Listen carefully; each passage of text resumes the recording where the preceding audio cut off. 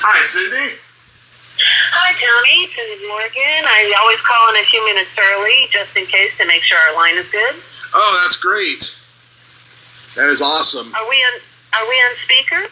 Yeah, we're on the air. Well, okay. Are we live? Yes, we are. And where are you broadcasting to? You have a link to something? Well, what I do is I do this on my iPhone and then I upload it to YouTube. Okay, so we're not live. We're live to tape. Live to tape. Live to digital, and then you upload it. Okay, cool. I just wanted to know exactly where and when it was. And do me a favor. Sure. Send me a link when you're done. That would be great. Oh, absolutely. Okay, and I'm going to... You might hear music in the background. That is the continuation of tests of my emergency system in my building. Okay. It's a little unnerving, but there it is. Okay. It is such an honor to be interviewing the it girl of Caddyshack. Thank you. And I hope that's what you start with, not with what's going on in my building. No. I was... I'm sorry? You can cut from there, correct? What, you want to do a clean open again? Sorry about that. I'm sorry? Do you want to do the open again? Sorry, so you don't have to edit around it? Oh, no, not at all. Not at all. Okay. I was 6 years old, alone watching Caddyshack on TV with my parents asleep, and at that age I was captivated by your baby blues. Oh, that's sweet. Yes, absolutely. It's amazing how the movie is a couple years away from turning 40. I know, and it's such a lucky thing. I've known actors I've worked with who, have done, better actors in class or with better contacts through their families, but somehow I was lucky enough to do two films that hung on to two completely different audiences, and I'm just feeling very, very lucky about that. Oh, you should. I mean, you got to do some good ones. I know that the movie was originally a melodrama about the plight of teenage caddies and became a slapstick comedy as filming progressed. What was your initial reaction to the script? Well, actually, it was never a melodrama. It was about the caddies, though. That is true. It was written... Ed Murray, the oldest, there's 42 Murray brothers. Ed is the oldest, and he sat me down and he goes, this movie's about me. Because they're an Irish Catholic family out of north side of Chicago. Big Cubs fan, obviously. Yeah. And Ed Murray did win the Caddy Scholarship. So it was partly Brian Doyle Murray riding with Doug Kenny, who had worked at country clubs. And originally, you're right, the story was about the caddies. That was what the script was. And when I read it, my initial reaction, I remember clearly. I thought, well, this is funny. I'll never get this job. I had nothing to lose. I'll go in and read for this. Wow. Because I didn't have a country club background, or it was shot in '79.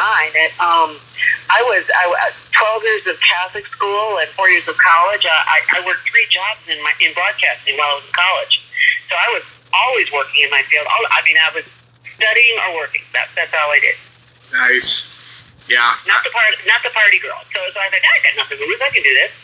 I didn't realize until I actually went into the final reading that I was the only one on the list to read for the star. And I went, wait a minute. Taking this seriously. And that's when I got a little nervous. But I read with Doug Kenny. Do you know about Doug Kenny? Yeah. Yeah, everybody loved Doug Kenny. He was passionate, talented, funny, the biggest heart in the whole world. And I read with Doug, and I thought, okay, well, I can't play this role. This isn't me, but if I could look whoever I'm reading with, hopefully a guy, in the eye and make him sweat, I'd have this job. And when I saw Doug Kenny sweating, I knew I had the job. Wow. Yeah, Doug Kenny, gone too soon. I mean, I just think about all the stuff he could have done. Oh my gosh, yes. And he, you know him from Animal House. He played Stork. Yep. I remember watching Animal House, and when was it released? 78. Yeah, and I remember going to that film going, wow, look at this. This is a whole new kind of comedy that I've never seen before. Yeah. Little did I know I'd be working with those guys about a year later. Yeah, it's so crazy. Yeah. This was the first movie I owned on DVD, and when I first watched the documentary, and I heard everyone talk about how it was a serious film about, you know, the caddies and all, I thought everybody was in on a joke, because I couldn't believe with this cast it could have been a serious film. Oh no, it was never serious. It was comedy serious. Michael O'Keefe had just come off an Academy Award nomination for The Great Santini, so he's a Stella Adler trained, more serious actor. Yeah. But we had four of the funniest men on the planet, different kinds of comedy, walk into this, and what happened. What evolved was something that I don't think they're ever going to do again. I mean, unless somebody goes to an improv troupe and films them, because there was so much improvisation going on that luckily I got some improv training, and luckily I was in broadcasting for 5 years, or anything can and will happen live on the air. So it took me like a day to go, okay, this is what we're going to do. All right, I'm with you. And, follow the action. But, yeah, the story evolved into something completely different. The Gopher Sequence was not in principal photography. It was shot after the fact. Mm-hmm. No, I don't even know if he had any lines in the original script. He was just kind of playing this character. And after a while, it evolved into this marvelous Carl Spackler character that when I saw the film, I couldn't believe what I was watching. Because none of that was in the script. Right. Yeah, it's so crazy. Did you, when you played the character of Lacey, did you use any particular slut you knew as a reference? Yeah, that's a very good question. In fact, I don't think I've been asked that one before. Doug Kenny had a specific, he actually knew, he was working at a country club as one of the slobs versus the snobs. He was a working guy at a country club, and he actually knew somebody named Lacey. And he said, this came out of Orion Pictures did it, but it was came out of the Warner Brothers lot, and he had Warner Brothers set up a screening room. It was so cool. It was surreal, so that I could watch Lauren Bacall in To Have and Have Not. Yeah. And it's a black and white that I've got, and I'm still watching it. I love that movie. Said, I want you to be Lauren Bacall. Now, Lauren Bacall had a very famous line that people may sound familiar, but they don't know where it comes from. And her first film, she was a kid up against Humphrey Bogart, and she goes up to Bogey and says, if you want anything, just whistle. You know how to whistle, don't you? Just put your lips together and blow. And so she could say the most racy things without really being tagged as being, it wasn't creepy. It was strong. Right. Yeah, I love all the Bogart and Bacall movies, and now that you bring that up, yeah, she is kind of like Lauren Bacall in those movies. That's who they set up. That was the hairstyle that they kept trying to get. But we were shooting in Florida outside, so you can't predict the weather or the hairstyle. So the makeup artists and the hairdressers did the best they could to do that. But that's who they had in mind. Yeah, the white striped shirt you wear in your first scenes really establishes what Lacey is all about. From the Fila shirt, I hear about the Fila shirt all the time, and it's so funny, that is so almost iconic in people's minds that's the picture. That's what they remember as Lacey. It's sort of cool. Yeah, from the nipples peeking through to her condescending swagger, you can tell an awful a lot about what she's all about, and the audience can. Well, shot in 1979. Again, remember, women didn't wear bras that year. If you look at any television show like Heart to Heart, or a lot of the films like Network, things that came out around the time, women weren't wearing. That was a political thing. That's just what it was. It wasn't a costuming choice. That's just what it was. Right. In hindsight, though, you can tell. And you could tell what she's all about. Oh yeah. Well, and that, it kind of evolved into that because some of the scenes were difficult, and some of the scenes I had to go head to head, with people on, and I finally, evolved into it. We all evolved into versions of our characters over time, which was lucky because you never knew where the camera was, or if you were in a scene, the piano scene where Chevy sings "I Was Born to Love You." Right. The way that came about is I was, was shooting down here in Florida. It's hot, we're sweating. I'm getting my makeup touched up for like the 100th time in a day. And Harold Ramis says, he was lazy. Harold Ramis would whisper little things in my ear and tell me to go do it. He said, go over and sit down next to Chevy. Chevy plays the piano. He's brilliant at it. And he's playing away on the piano. He says, go sit down next to him and say, sing me a love song. I said, why? Just go do it. And I said, okay, sing me a love song. Next time you watch the scene, watch my eyes, because you can tell exactly when I realize we're filming. I say, sing me a love song. He snorts the salt, throws the tequila, and he launches into the song. And I'm looking at him like, what the hell are you doing? And out of the corner of my right eye, I see the damn camera light on. That's how I knew we were filming, right in the middle of the scene. Oh God, yeah. That's a great scene. That's one of my favorites. You gotta play with the big boys, and that was tequila. I figured, all right, you guys want to play? Let's play. And there was tequila in front of me. I took a shot, and I had a big wad of gum in my mouth, and I blew a bubble in his face, and that was it. I mean, that was it. Yeah, it's perfect. And in your performance, you have a twinkle in your eye that tells the audience you're a good girl having fun playing a bad girl.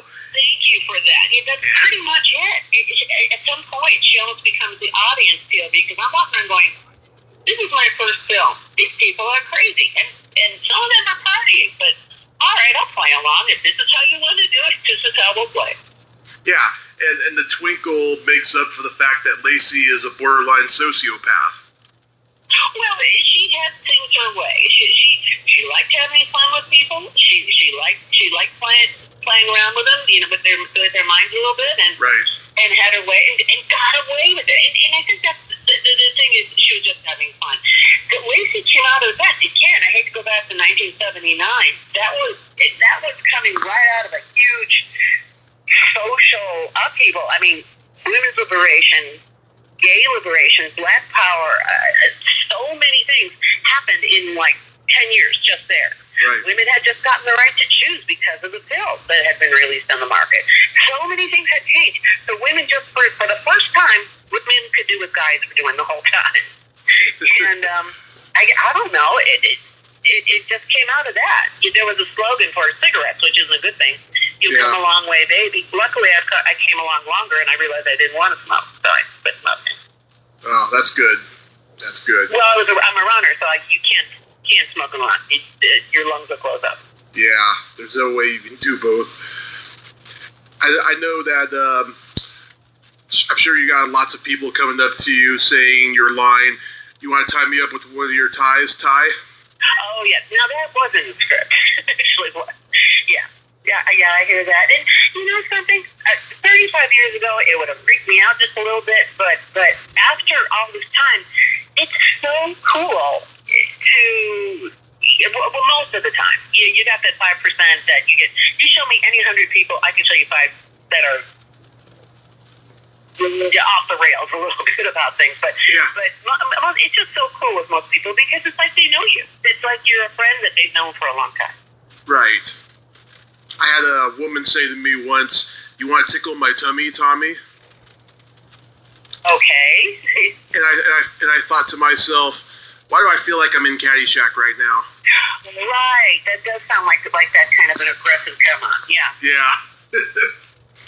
And you have so many great lines in the movie, like Nixon plays golf, going to bullfights on acid. Those were in the script. I believe those were Dead Candy lines. Yeah, I love your reaction to Chevy when he says to you, your uncle molests collies. It's like so natural, and it shows that Lacey, too, has a low regard for her uncle. Well, yeah, I think Lacey is because there was the script was pretty much thrown away, and because it was half Cindy and half Lacey in there. It was Cindy going, "Okay, he's going to say that line now. All right, the camera's rolling. I'll just play along here." And luckily, 5 years of live broadcasting, you do play along. You do go along with the gag. So yeah. In fact, Michael O'Keefe and I were just talking about that a week ago. He said that might have given you a little advantage working with these guys because of the broadcast background, because of the improv training, because we didn't go by the book at all. Yeah. And Rodney, oh my God, he's like one of my top heroes of all time. This was like a comic juggernaut. I see that you're a stand-up comic, and Rodney was really good to stand-up comics, and he was great to work with, and everybody wants to know what Rodney was like. Everybody wants to know, and I'll tell you exactly what he was like. We would break from lunch whenever the spirit moved them. I mean, it would just happen. We would be anywhere on the golf course, and all of a sudden there'd be tables and there'd be food, and you better eat because you're going to be. You may or may not be filming all day. I just would get up and roll through hair, makeup, and wardrobe and walk outside. Things are. You were flying by the seat of your pants the whole time. So one time they broke for lunch, and I sat down, and you're eating. You just sit down. Rodney was sitting there, and we're just eating, and he goes, "Hey, am I okay? Am I okay? This is my first movie." And he's tugging on his collar just like you've seen him do a million times. Yeah. And I said, "Rodney, you're stealing it." And he did. He didn't have all the stuff he was saying. He was just rolling through the film like a comic juggernaut. And there's Ted Knight hanging onto the script going, "But I got lines." And he ends up playing straight man to Rodney, which was not his intention. He was the funny guy. He got the laugh. Ted was legitimately angry with us by the end of the film. I can guarantee you. He came at me once. You could tell, yeah. I mean, he was like, "Where were you? We were looking for you." And I had involved into Lacey, and I said I was in the room with the door with my name on it. Maybe they should have looked there. It was pandemonium. But you can't plan to do a film like this because God knows well, they did try to do a film like this. It's called Caddyshack 2, and luckily I was in the funny one. Oh, I like the second one just as much as the first. I have so much trouble watching it. It's one of those, palm sweats to the head going, "Oh my God." Well, funny thing is, Rodney was supposed to be in the second one in Jackie Mason's place, but the reason Jackie Mason is great, and Chevy was in it. It wasn't the same, but yeah, they went at it like a formula. Like, okay, we'll get the 4 funny guys, and we'll do the same things, and we'll have the same results. And it didn't quite turn out like that over time, but that's okay. When people remember it just because there was a second one. So I'm okay with that. Yeah. The reason why Rodney didn't do the second one, though, is because Sam Kinison was supposed to play Randy Quaid's role, playing the lawyer, and the executives at Warner Brothers, I guess, were not nice to him, and Rodney said, "Forget it, I'm not going to do the second one." I believe it. I believe Rodney would do that. This was his comeback film. He was a stand-up comic, but wasn't making enough money to support his family. He was just selling aluminum siding. Right. And to support his family. So this film brought him back. But, I think sometimes people who are good at what they do are so good because they're passionate about it. They're not trying to make money or get famous. They're doing it because they believe in it. Yeah. And if somebody does something that rocks your belief and does something you think is legitimately wrong, it makes it impossible to do the job. So I believe Rodney would do something like that. I believe he'd turn it down. Yes. One of his friends was hurt. He was known for nurturing comics. So that sounds about right. Yep. I mean, look at all the comics that he mentored. They're all huge now. That's right. Yeah. And he's got so many great lines in the movie that I find myself quoting all the time. My favorite one is, "You want to make $14 the hard way?" All that stuff was just coming out of his mouth. Yeah. Kibbe also was not thrilled with us, who played the Judge's wife. Yeah. She wasn't all too crazy about the way things are going because she was, I believe, a soap actress. And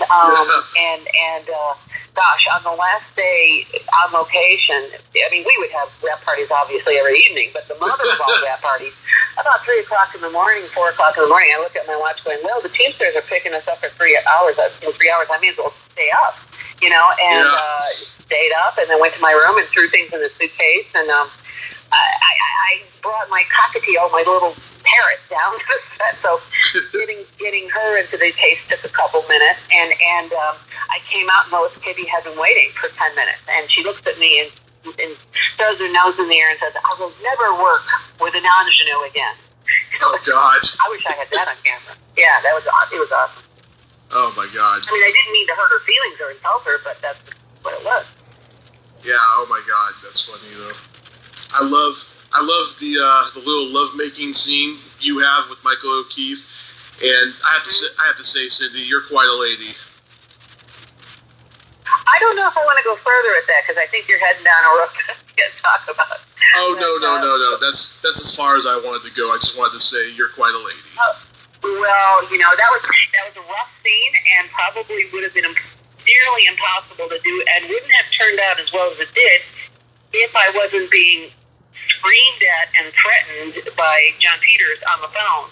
Oh, God. To do the nude scene for Playboy. And Playboy, I had no problem with Playboy. In fact, Playboy has a legitimate modeling agency, or at least when I was in Chicago, I was registered with all the modeling agencies in Chicago. I was in broadcasting, but I wasn't being paid enough. So I did that on the side. And the thing is, I was the Irish Spring girl, and I looked at this, and I said to when John Peters brought it up the day before we were going to shoot that scene, on the phone, he called me. I said, well, John, I can't do it. I have a conflict of interest here. And he goes, you don't understand. I'm sending the photographer. So I called my agent and I said, help me. And my agent said, honey, you're not a doe-eyed girl from the Midwest. Handle it. So I handled it and came back and fired his ass. In the meantime, I'm there on the set. There's a photographer trying to get the shot. John Peters in the other room screaming at me on the phone. There was a lot of new words that day. And people were handling the scene really badly. Now, again, remember, I've got 5 years in broadcasting. Mm-hmm. I'm an FCC licensed sound engineer. When I worked in Rockford, Illinois, and did the weather really badly, one of our cameramen wouldn't show up. I'd run camera. So there's people all over the set. I'm getting screamed at. And John says, I'm breaking your contract. I'm taking away your paid ads and billing. And I know, again, because because of my background, they had enough film in the can. They couldn't fire me. So I said, he took away my paid ads. He took away my billing. I said, so be it. But now I'm clearing the set. And I walked back in and I said, when you're pushed into a corner in a professional situation, you better do your job or go home. So I said, I'm not doing another thing until I want to see 4 people on this set. I want to see that actor, that director, the DP, director of photography. He can run camera, and then we have the old cameras. I said, we're going to need a focus for it. 4 people. Until then, I got all day. Take your time. And they're swearing and screaming and yelling, and some guy goes, well, I got to be in here. And I said, I've got an FCC license that says you don't. You go out, you set your boom mic, go outside and watch your meter. Get the hell out of here. We're not getting a scene shot. And I stood them off until they went to work. And I was so angry. That's got the thing. That gave me that's the day. That's the minute Lacey was born. That's where Lacey came from. That moment. Wow. Good for you, Cindy. Let me tell you something. I interview mostly women on this show, and the subject of chauvinism and misogyny comes up quite a bit in stories they tell me. And every single day. I mean, somebody's always trying something. They still are. Like, are you kidding? But yeah. It's just when I hear those stories, especially now with that Harvey Weinstein thing that's going on right now. I'm grateful that came out because that cracked open a big known thing that, and there is no protection.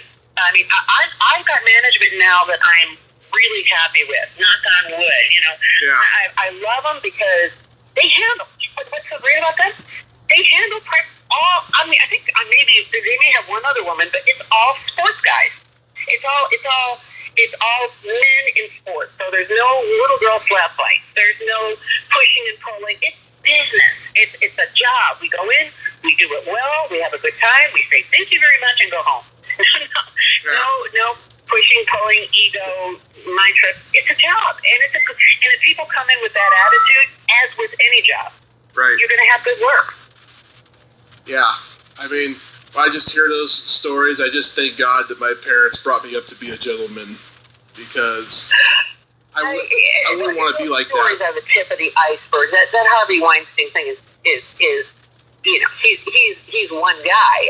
Believe me, it's on so many levels.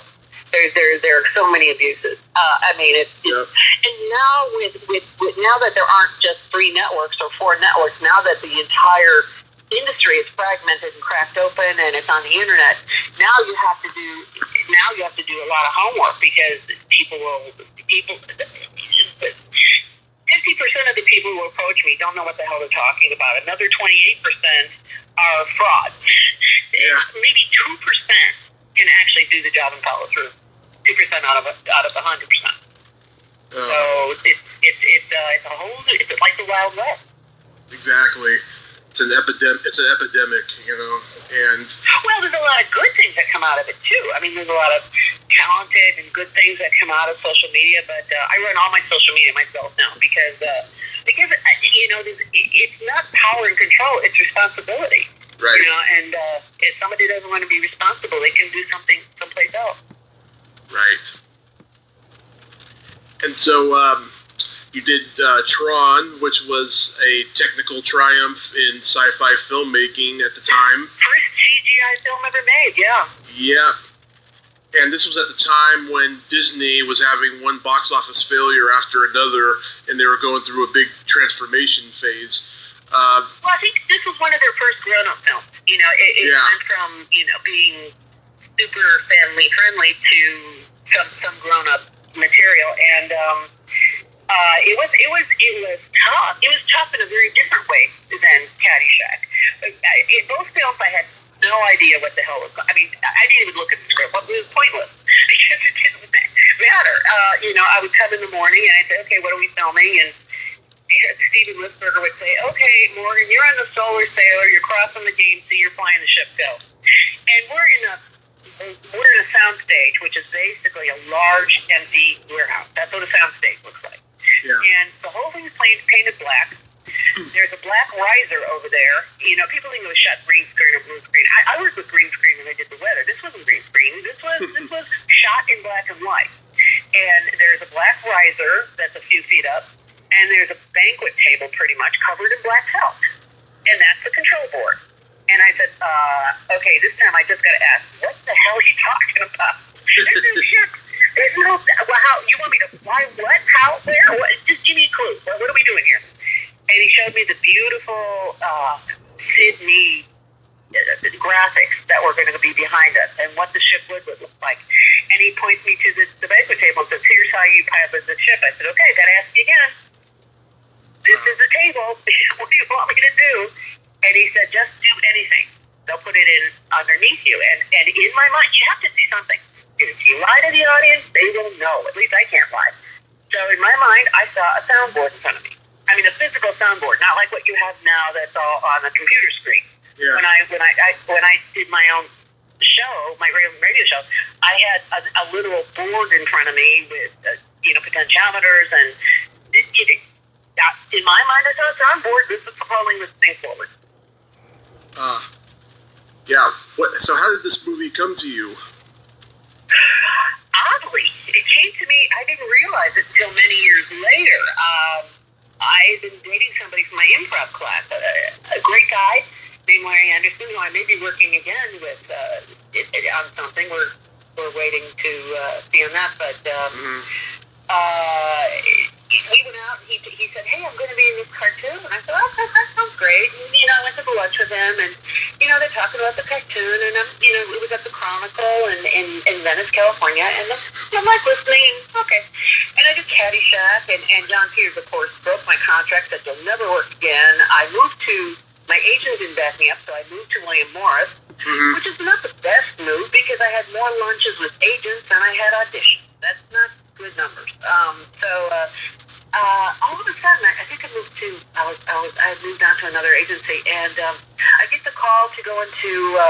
It bypassed the whole audition process and go straight up to Disney Studio and get put on tape with Jeff Bridges. So I really hadn't been following his career. All I remember, there was this hippie guy in a movie named King Kong. Yeah. and they're rolling camera, and I'm saying lines that make no sense to me. And I'm like, go home and go, oh, that must have been horrible. I don't know what I was doing.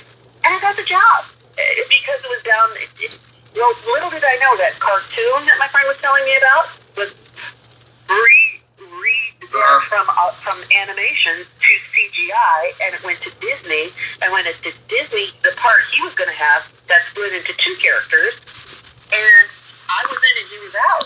And I asked him many years later, I said, Larry, was that Tron? He goes, yes. And I never took another actress to lunch again. And I keep that. In fact, when I got cast on something else, they said, do you know any actors who you like working with? I said, yeah, Larry Anderson, I owe him one. Please bring him in on this. It's crazy. I was born the following summer, but my parents took my brother to see this movie in the theater, and they walked out of that theater thinking that they were just on an acid trip. Oh yeah. Oh, that's what it looked like. I mean, when I went in to see it, that's pretty much my impression. I was like, what the hell? It was vivid. It was moving. It was nobody had ever seen anything like it before. It was stunning, and it didn't. Caddyshack tanked when it came out. It was not a success. Yeah. And Tron didn't do as well as some people thought because I've heard a million stories, but we had a lot of sci-fi competition, like E.T. and a few other things. But also, I heard a story about a Wall Street Journal reporter who didn't like the film and didn't give it a good review, and Disney's stocks might have been affected, and I understand that the promotion budget was pulled. So that may have something. I don't know. I was the only one on the press junket. Jeff wouldn't do it. Bruce couldn't do it, and it was me alone. And I'd go city to city, try to explain to people what Tron was. And that was a handful. But thank God, my broadcast background, you just keep talking. So I said, look, remember the Wizard of Oz? Remember how Dorothy's in one world and it's black and white and she knows these people? And then she goes into this other world and it's all vivid color and there's some of the people she knew over there? I said, it's like that. Yeah. And that's the closest I could get to describing it, because there was no frame of reference for this. So how did you and Bruce Boxleitner end up getting casted on Bring Him Back Alive? Because his manager saw how well we worked together on Tron. Good chemistry, physically. He's a tall guy, and we're from the same part of the Midwest, and they brought us in together. Yeah, and Bring Him Back Alive. That was an astonishing experience. That was the hardest work I've ever done for a million reasons, and it probably was some of the best work I've ever done.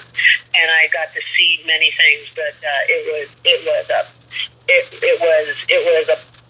Let me just say, the third AD, who was my good friend on the job at some point toward the end, came up to me and said, Cindy, I have to leave the show. And I said, oh my God, don't. And he said, I'm peeing blood. I have to go. Wow. The hours, and he was a young kid. The hours, the stress, the outdoor stunts. Wow. The indoor stunts, the things that you're running by when people are shooting at you, they plant what they used to call squibs in the wood next to you, and these are little explosions that go off as you run by. They're not actual bullets. I mean, it was a very, very complicated, very beautiful production, but the circumstances were as close to impossible as you could get. Mm-hmm. It wasn't Caddyshack impossible. It was network TV impossible. Yeah. Did Steve Lisberger ask you to be in the sequel, and what did you think of it? I saw the sequel, and I knew about the sequel coming. Steven and I actually really didn't stay in touch. I saw him actually just as they were promoting it. And it's fun. It's so funny when you work with somebody, you work well. You pick it up just like you saw him yesterday. And I walked out. I hadn't seen him in I don't know, 25 years. And I walk up to him at the promotion party, and he goes, "Hey, Cindy, should I button the shirt or should I leave it open over here?" And I said, "Oh, it looks good," like, just like nothing had happened. He goes, "Well, I guess we're supposed to be over here." It wasn't Steven's choice. The studio had a hold of it, or Krasinski had a hold of it, the director, and whatever they decided they were doing. And the way I handled it was that people I were working with were, everybody was pressuring and pushing and pulling. I said, "Listen, Disney made a decision. They decided to go this way. Disney isn't one person. Walt isn't there anymore. This is a lot of people made a decision, and we're holding a winning hand either way. So if I'm not in the film, I've got 2 rings for you guys. Always respect Disney and no whining. I don't want any whining out of anybody. You will put up, websites on every platform. We'll be very supportive, and there it is." And I was in the middle of an interview, like I am with you, with my publicist at the time was on the phone with a guy from CNN, and he asked me a question, and my publicist chimes in and goes, "Well, I just don't think it's fair, because Jeff is in it, and Bruce is in it." And I said, "Excuse me, Henry from CNN, I got to ask him a question." And I said, "What are our rules?" And he goes, "Always respect Disney." I said, "What's the other one?" And he said, "No whining." And the guy from CNN started laughing, because he knew it. The thing is, I think if you are respectful, I think people appreciate it. And people made decisions, and there it was. I saw it. I think it was a different animal than the original Tron. It had the same name, but it was, and I saw elements of a lot of films in it. Didn't see a lot of Tron. In fact, I was halfway through the film. I'm looking at this character with the visor who was different colors, and it was a shorter actor who was proficient in martial arts, and I worked with Bruce enough to know that wasn't Bruce. In that, just by the way he moved, I mean, he was angular, and Bruce is tall. It just wasn't. I went, "Is that supposed to be Tron?" I mean, about halfway through it. So I was a little confused by it, but look, people love it. So what are you gonna? So there it is. Right. And it's funny how Caddyshack and Tron both have Journey songs in them. I know. Very few people pick up on that, but that's true. Well, everybody. By the way, in Caddyshack, when they're playing "Any Way You Want It," the Journey song, the song that actually was being piped out for us to dance to. Well, Lacey didn't dance. Lacey did whatever the hell she felt like. What they were dancing to was "My Sharona." Oh, that was a big hit at the time. Yes, it was. People don't even remember the Journey song in Toronto, Only Solutions. It wasn't a huge hit. No, but it's kind of cool that there were Journey songs in both films. I mean, I'm really happy to have been in both films. I'm thrilled, and I'm thrilled that people loved them and remembered them, because at the time neither one of them did huge boosts, but something about something that's good holds up over time, and it crosses culture. It crosses time. I mean, and that's when you know you did something well. That's when you can go home and go, "I guess I did something good." Yeah. I also know the Midnight Hour. Yep. Excuse me, I'm going to be putting that up online shortly. I believe the whole thing is online. So that was hilarious. I mean, literally, that audition went like this. I walked in, there was the director. He goes, "Hi, how you doing?" He goes, "You want to do this movie?" I said, "Yeah." He goes, "Okay, you got it." And that was awesome. It was fun. It was funny. It was a comedy, musical, horror movie of the week for ABC. That's what it is. Yep. I don't know how else to describe it. It's funny. It's so dark and bold too, because in today's PC culture, it's hard to do anything where somebody's killing kids or kids are killing adults. Yeah, well, it's not just the PC culture. It's something I knew when I started out in broadcasting. When I got that FCC license, I had ethics pounded into my head, because they said anything you say, or this is a media-determined society. What people see it becomes reality on some level, especially if you see it enough. Yeah. And the Midnight Hour didn't have nearly the violence in half the films I'm seeing right now. Yeah. But the funny thing is, at the very end, I don't want to spoil the thing, but I'll just describe vaguely what happened.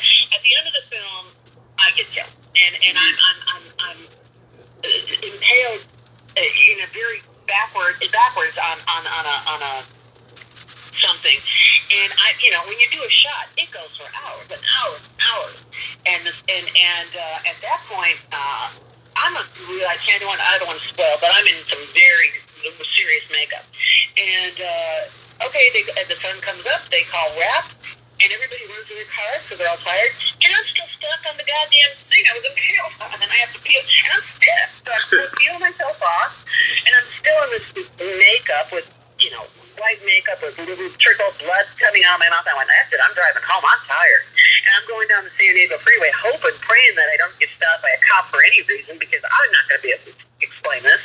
I get home, and my cat had snuck out of the house, I called him Godzilla. And here I am, walking around in vampire makeup going, Godzilla, Godzilla. And I run into my neighbors, this sweet little couple, and I went, I'm an actress, and I was doing a movie last night. And they went, and they're backing up real quick.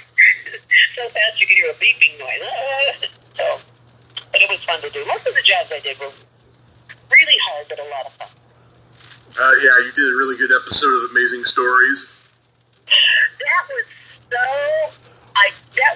And with Erwin Kirshner. Yep. What a lovely person. What a lovely person. The Empire Strikes Back. Empire Strikes Back. And I never got cast. I got called in a lot, but I never got cast to play the dumb blonde. Technically, this character was more of a Billie Holiday dumb blonde. Technically, she wasn't dumb. She's just speaking a different language. That's all. Yeah. She knows what she's talking about. She's just saying it differently. And Erwin calls me into this audition, and he's describing it, and I'm not quite getting it. I go, what? And he said, don't move. He takes out a Polaroid of me going, and he snaps a Polaroid of me going, what? And he goes, that's it. That's the face. So he cast me to play it. It was great working with him. What a lovely man. Yeah, it's a funny episode because I'm 34, and I know before I'm 40, I'm going to be bald. I've been going bald for like 5 years, and when I see this episode, it just makes me. For your listeners, the episode is called Hell to Pay. Like there's going to be hell to pay for that. Yeah. Except it's hell and a toupee, like a toupee on your head. Mm-hmm. The character I play explains that in her own way somewhere in the sequence, and the way she explains it is. In her own language, it made sense when she explains it to the investigator. So it's just cute. Yeah. It's some great actors are in it. James Avery, Stanley Brock, several other good actors. I'm lucky enough to work with a lot of really good people, and when you go into a job like that, you can't think, oh my God, that's so and so. You think, oh my God, I got a job. For example, when I got Caddyshack, I stopped watching SNL right there because I didn't want any preconceptions about anything. I just wanted to go in, do my job, and do it well. Yeah, that's a smart thing to do, I think. Yeah. So good luck with your stand-up career. Where are you located? LA? I'm trying to move to LA. At the moment. Are you in New York? No, I'm living in Redding, California. Oh, okay. My mom and I, we temporarily moved down here earlier this year because she got a job down here. The job might be over soon, so we're going to see where we're going to go from here. But we're trying to get to LA because I want to pursue everything down there. How are the fires affecting you? We haven't had any fires down here, but I am pretty worried about certain people out there in the Bay. You've got to be hyper vigilant. I mean, I lived in California for a long time, and I remember living in the hills, looking at the hill right across from me on fire. I mean, so that's one of the things that happens there, and more so now. I mean, this year has been a really, really rough year. So take care. Definitely take care. And good luck with comedy, dude. It ain't easy. You know the expression, dying is easy, comedy's hard. That is true. Do you have any projects and convention appearances you'd like to plug? Well, I've got the cindymorgan.com domain, and that'll take you to my Twitter page, my Facebook page, all my pages, and usually the ones I keep, the one that gets the most up-to-date information is the Facebook page. But I usually take it around to the other platforms. So the next thing I'm doing, Sarasota. I'm doing an event in Sarasota, and let me take a look at the information over here. I got wonderful managers, so they handle things pretty well, and I am on November 3rd, the Charlotte Harbor National Golf Club. Nice. In Northport, Florida, which is near Sarasota. So you make a lot of appearances at golf courses and stuff? I spend a lot of time on golf courses. For somebody who doesn't golf, I spend a lot of time there. They don't hire me for my game. Yeah. I hope somebody invites you to a California convention so I can meet you. Oh, well, I actually had a couple of invitations last year, couldn't make it, but I'm hoping to do WonderCon next year because that's a good one and that's doable. Comic-Con over the last 10 years has become, I love Comic-Con, I love going, but if you're working the show, it's the difference between working at Disneyland and going to Disneyland. Yeah. Big difference. It's epic working there. You gotta be prepared, and you gotta have good people with you. Otherwise, don't go. It's tough. Yeah, I just started going to conventions last year, and I'm hooked on them, and they're very gratifying. They're very gratifying for me because I get to tell movie stars I grew up watching how much they mean to me, and they've all been so nice. Oh, that's good to hear. That's important, and hey, it's fun for me too because I get to meet people. Because when you're on the other side of the table, it's hey, how are you? How are you? You're good. And 98% of the people I meet are awesome. So I'm thrilled. Yes. Can I add you as a friend on Facebook? I thought you were. Oh no, I follow on Facebook, but not actual connect yet. Well, I'm lucky enough to be full, but what I can do is I can send you a friend request. Oh, that would be awesome. Because right now, if you try to send me a friend request, you'll be in that following group, so I'll send you. But if there's any of your listeners want to follow me, I've got my verified Cindy Morgan page. Just look me up. You can see me from space, for God's sake. I mean, it's not hard to find me. So yeah, you'll be able to, but yeah, I'll send you that request. Awesome. That would be great. And you're going to send me a link to the podcast and let me know when it's up. Yes, I sure will do that. The audio may not be 100% good, but for what it is, it's going to be good. Awesome. And just let me know. I sure will. Cindy, if you need anything, by the way, I saw that link that you sent me the other day. If you need any graphics, I've got about hundreds of photos on my Facebook page. Use them. You don't, instead of like filming a phone, you can use those. Yeah, I used a couple Caddyshack and Tron pictures on mine already. Yeah, some really good ones too. Good. I got an iPhone and I just learned how to turn it into video and people put music under it, so you can run sound under it. Just from an iPhone 7 that I'm using. Nice. So anyway, good luck, and I will send you that request. And thank you so very much. Cindy, you are such a sweet lady. Thank you so much for taking the time this morning. Well, it's morning over here, but it's afternoon over there. Yes, it is. And it's been a long week, but a good one. So thank you, and I'm glad we got this done. Thank you so much. Have a great day. Thanks. You too. Bye-bye. Bye-bye.